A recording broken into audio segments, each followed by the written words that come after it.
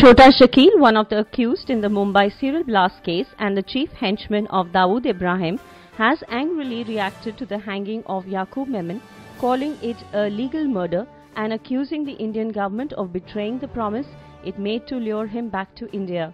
A furious Shakil called up TOI to say that India's betrayal had snuffed out the possibility of Dawood and other fugitives ever contemplating to return India in exchange of promises of leniency. Dawood Bhai would have been meted the same fate if he would have come at that time.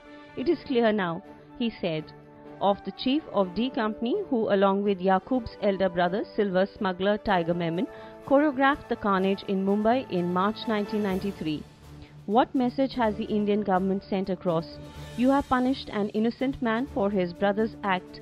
The company condemns it. It's a legal murder, Shakil said in the exclusive conversation in which he chillingly spoke of consequences for the hanging. Wo consequences to hoga he said. Shakil said Tiger was the real culprit and insisted that Yaqub was innocent and was hanged for the acts of his brother. He said nobody from the company or anyone else will buy the government's chocolate in future. Nobody will believe your agencies if they make a promise next time. Nobody will trust the Indian government in future, said Dawood's lieutenant, who appeared to have closely tracked Yaqub's trial, especially in the closing stages, and came off as someone who was well conversant with the ways of the Supreme Court.